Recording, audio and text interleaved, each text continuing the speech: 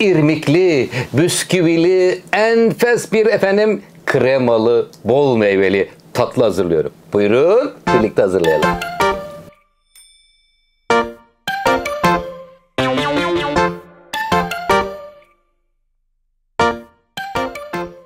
Evet, yaz mevsimi geldi. Sizler için şöyle özür dilerim, bebek bisküvisi, kedi dili bisküvi diyecekmişim. Bebe bisküvili, üzeri yaban mersinli güzel bir tatlı hazırlayacağım. Hemen malzemeleri sizlerle paylaşıyorum. Bölüm bölüm devam edeceğim. Çünkü oldukça biraz fazla olduğundan dolayı.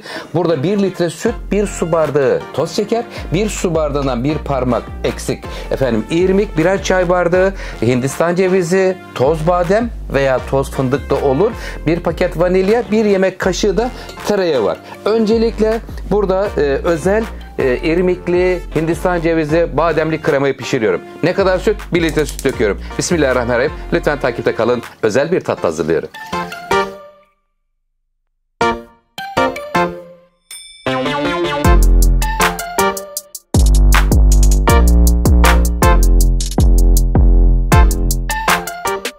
Süt, şeker, irmik üçlüsü geniş bir tencere içerisinde kaynamaya başlayınca ortalama 7 dakika sürüyor irmiğin kaynayıp kıvam alması. Kıvam alıncaya kadar kaynatıyoruz. Şimdi ilavelerimize geliyoruz. Tereyağını ver Ayşe. 1 yemek kaşığı tereyağı veriyorum. 1 paket vanilya burada. Kaynamaya devam ediyor.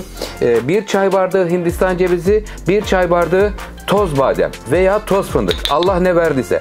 Eldeki ve evdeki imkanlardan yararlanabilirsiniz. Şimdi karıştır bakalım aşçım. Bisküvilerimizi ılık süt ile ıslatırsanız işiniz garanti olur.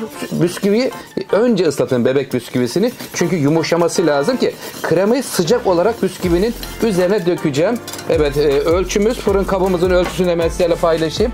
36 santim boyunda, 25 santim eninde bir cam kap tercih ettim. Tamamen bakın sütü çekmiş oldu bebe bisküvisi. Canım benim, ne güzel çekmişsin sevgiyle. Şimdi sıcak kremayı bisküviyle buluşturuyorum. Hemen peşinden yaban mersini sosunu hazırlayacağız. Lütfen takipte kalın.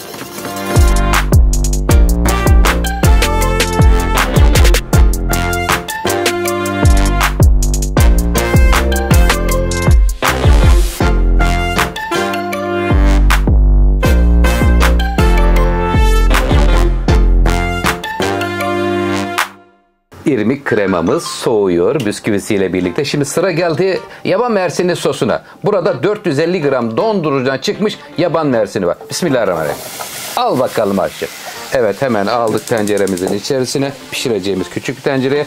1 çay bardağı su, 1 çay bardağı toz şeker. Sevgimizi veriyoruz. Bismillahirrahmanirrahim. Sevdiklerimize özel bir tatlı sunmak istiyoruz. Çay saatlerinizde, günlerinizde. Siz de yapabilirsiniz. Oktay Usta'dan tarifler sizler için özenle hazırlanıyor.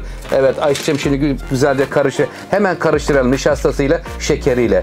Ey güzel Rabbim, nasıl güzel bir renk vermiş. Subhanallah.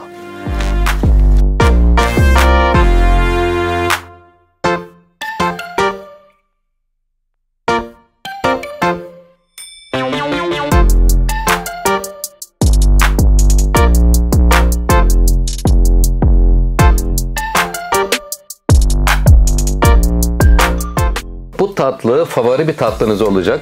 Şantiyi sütle birlikte, 1 poşet şantiyi 1 bardak sütle birlikte köpürttükten sonra soğumuş olan tatlımızın üzerine aldık. Buzdolabına koydum. Bir 10-15 dakika buzdolabında bekledi. Böyle üzerine gelen sosun içe doğru sızmaması için, üstüne kalabilmesi için sertleştikten sonra soğumuş olan yaban mersinli, istediğiniz ya da meyvelerle hazırladığınız sosu böyle döküyoruz üzerine, bolca gelen böyle. Çoluk çocuk diyecekler ki anneciğim daha önce biz böyle güzel bir tatlı yemedik dedirten bir tatlı olacak inşallah. Oktay Usta'dan tarifler gelmeye devam edecek. Şöyle güzel enfes bir tatlı oldu. Bol meyveli güzel tatlı için desteğinizi bekliyorum. Sizleri çok seviyorum. Kanalıma abone olup destek olursanız mutlu olurum. Afiyet olsun. Hoşça kalın, sağlıklı kalın. Daldırın kaşığı.